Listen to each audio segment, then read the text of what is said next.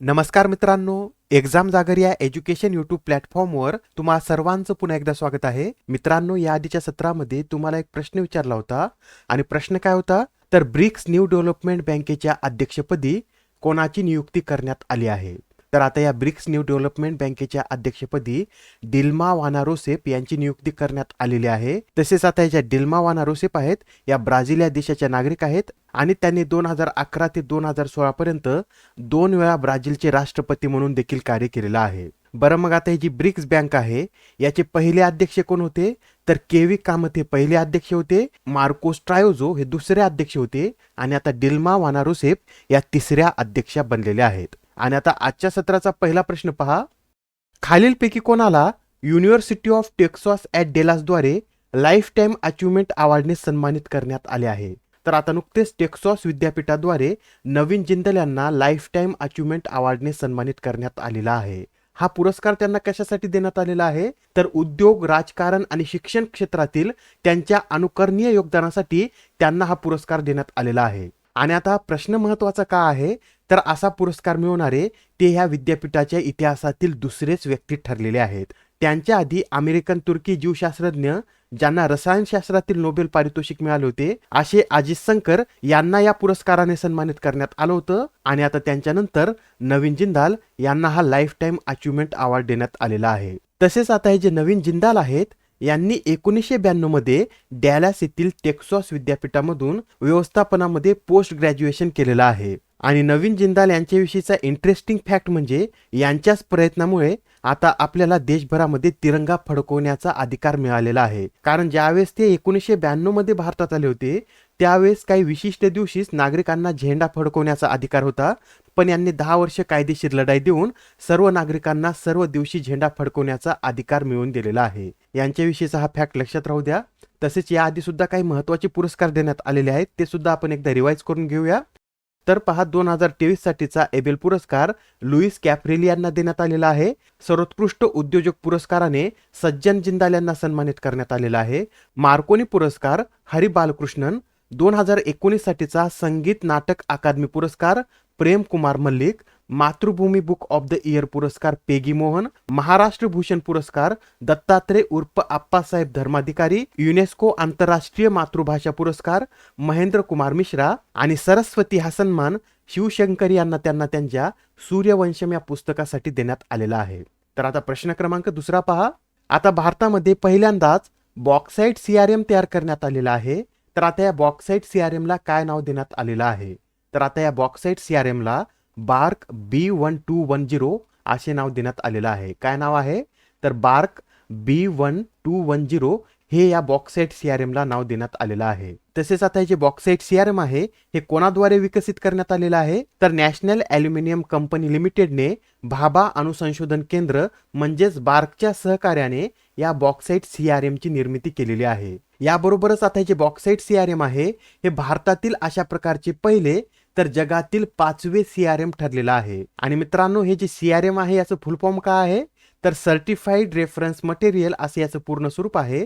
आणि हे धातूचे बॉक्स आहेत जे त्यांच्या अनिश्चिततेच्या पातळीचे तसेच त्यांच्यातील विविध घटकांचे प्रमाण दर्शवितात. आता इथं नाल्को या कंपनीचा उल्लेख आलेला आहे, तर नाल्को या कंपनीविषयी हे सुद्धा लक्षात राहू द्या. नाल्को ही एक नवरत्न कंपनी आहे आणि सध्या आता भारतामध्ये 12 महारत्न, 12 नवरत्न आणि एकूण मिनिरत्न कंपन्या किती आहेत, तर 74 मिनिरत्न कंपन्या आहेत. त्यापैकी 62 मिनिरत्न 1 आणि 12 मिनिरत्न 2 कंपन्या आहेत. तर आता प्रश्न क्रमांक तिसरा पहा, कुमार महाराष्ट्र केसरी कुस्ती स्पर्धेचं विजेतेपद कोणी पटकावलं आहे, तर आता या कुमार महाराष्ट्र केसरी कुस्ती स्पर्धेचं विजेतेपद लातूरच्या सोनबा लवटे यांनी पटकावलेलं आहे. आणि लातूरच्या सोनबा लवटे यांनी अंतिम सामन्यामध्ये सोलापूरच्या आर्यन पाटील यांना हरून ही कुमार महाराष्ट्र केसरी कुस्ती स्पर्धा जिंकलेली आहे. ही जी स्पर्धा होती याचं आयोजन कुठे करण्यात आलं होतं, तर कोल्हापूरमधील इचलकरंजी येथे या स्पर्धेचं आयोजन करण्यात आलं होतं. आणि याआधी आपण हे सुद्धा पाहिलेलं आहे की पहिल्या महिला महाराष्ट्र केसरी स्पर्धेचं विजेतेपद प्रतीक्षा बागडी यांनी पटकावलेलं आहे. 65व्या महाराष्ट्र केसरी स्पर्धेचं विजेतेपद शिवराज राक्षे. तर 2023 मधील हिंद केसरी स्पर्धेचं विजेतेपद अभिजित कटके यांनी पटकावलेलं आहे.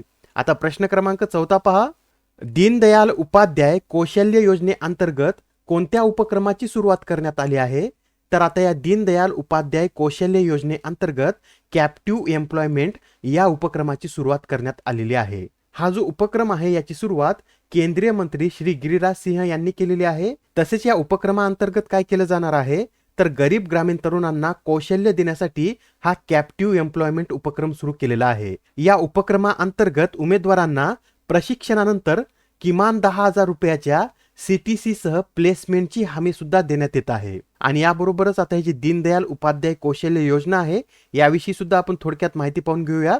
आता ही जी योजना आहे ही योजना राष्ट्रीय ग्रामीण उपजीविका अभियानाच्या अंतर्गत ग्रामीण विकास मंत्रालयाच्या प्लेसमेंटशी संबंधित कौशल्य कार्यक्रम आहे. आणि ही योजना लॉन्च कधी करण्यात आली होती तर 25 सप्टेंबर 2014 रोजी ही योजना लॉन्च करण्यात आली होती. या योजनेला भारत सरकारच्या ग्रामीण विकास मंत्रालयाकडून निधी उपलब्ध करून दिला जातो. तसेच सध्या ही योजना 27 राज्य आणि 4 केंद्रशासित प्रदेशामध्ये राबवण्यात येत आहे. याबरोबरच या योजनेमध्ये गरीब कुटुंबातील 15 ते 35 वयोगटातील तरुण सहभागी होऊ शकतात. ठीक आहे, तर आता प्रश्न क्रमांक 5 पहा. 31 डिसेंबर 2022 पर्यंत राज्यातील एकूण शिधापत्रिका धारकांची संख्या किती आहे? मित्रांनो, आता अशा प्रकारचे प्रश्न एक्झाम मध्ये आयोगाद्वारे विचारण्यात येत आहेत. तर लक्षात राहू द्या, 31 डिसेंबर 2022 पर्यंत राज्यामध्ये एकूण 256.55 लाख शिधापत्रिका धारक होते. त्यापैकी 62.60 लाख पिवळे, 171.67 लाख केशरी व 22.21 लाख शुभ्र शिधापत्रिका धारक आहेत.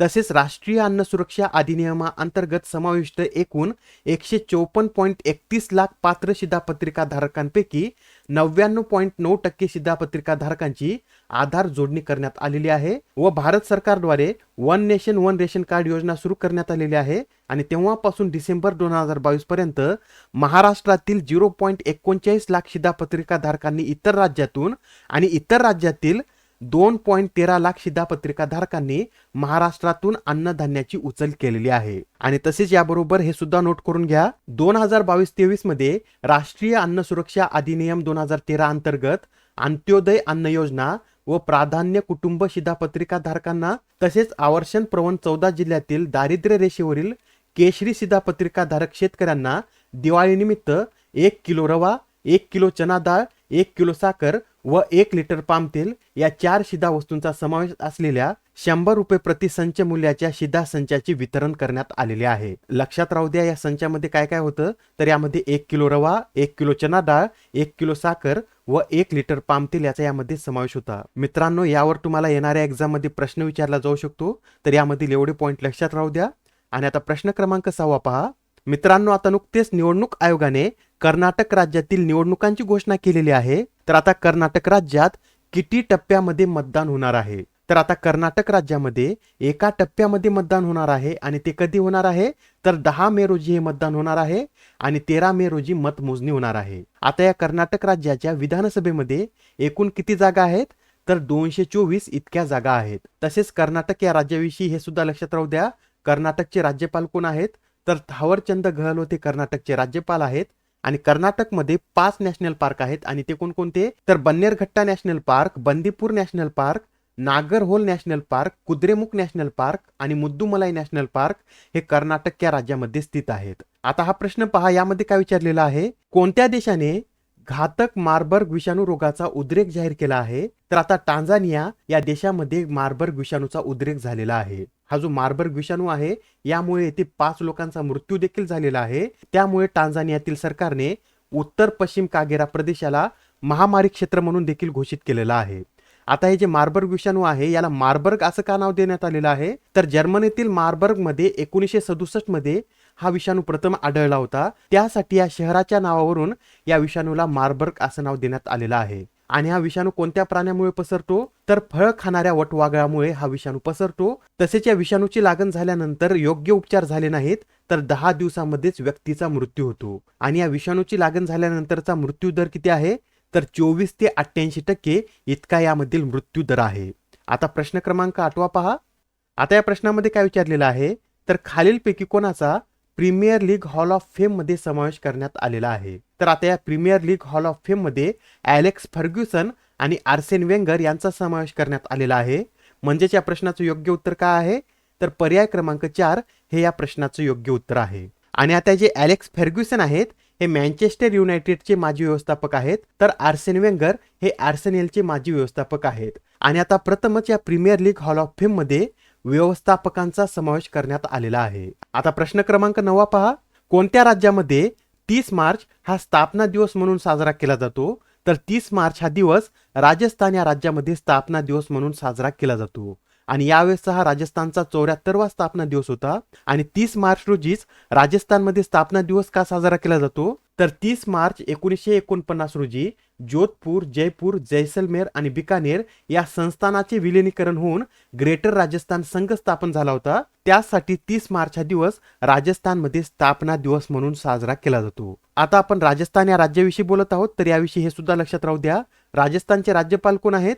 तर कलराज मिश्रा हे राज्यपाल आहेत, अशोक गेहलोत हे मुख्यमंत्री आहेत. आणि ते 5 नॅशनल पार्क आहेत. आणि ते कोणकोणते? तर Ranthambore national park, Keoladeo national park, Sariska national park, Marubhumi national park आणि मुकुंद्रा हिल्स नॅशनल पार्क हे राजस्थान राज्यामध्ये स्थित आहेत. आणि तसेच इंदिरा गांधी कालवा सुद्धा राजस्थानमध्येच आहे. आणि माउंट आबू हे थंड हवेचे ठिकाण सुद्धा राजस्थान या राज्यामध्ये स्थित आहे. आणि आता आजच्या सत्रामधील शेवटचा प्रश्न पहा. जागतिक रंगभूमी दिन हा दरवर्षी कधी साजरा केला जातो? तर जागतिक रंगभूमी दिन हा दरवर्षी 27 मार्च रोजी साजरा केला जातो. आणि हा जो दिवस आहे हा प्रथम कधी साजरा करण्यात आला होता? तर 1962 मध्ये हा दिवस पहिल्यांदा साजरा करण्यात आला होता. आणि इंटरनॅशनल थिएटर इन्स्टिट्यूटद्वारे या दिवसाचे आयोजन केले जाते. तसेच या दिवसाची यावेळेसची थीम काय आहे? तर रंगभूमी आणि शांततेची संस्कृती ही यावेळेसची या दिवसाची थीम आहे. आणि आता आजच्या सत्रामधील तुमच्यासाठीचा प्रश्न पहा. देशात प्रथमच कोणत्या उच्च न्यायालयाने खून खटल्यातील जामीन याचिकेच्या सुनावणी दरम्यान कृत्रिम बुद्धिमत्ता आधारित चॅट जीपीटीचा वापर केला आहे? आता या प्रश्नाचं उत्तर कमेंटमध्ये देण्याचा प्रयत्न करा. उत्तर चुकलं तरी काय हरकत नाही, कारण ज्यावेळेस तुम्हाला या प्रश्नाचं योग्य उत्तर माहित होतं त्यावेळेस हे प्रश्न तुमच्या दीर्घकाळापर्यंत लक्षात राहतात. तर आता पुढच्या सत्रामध्ये पुन्हा भेटूया. धन्यवाद.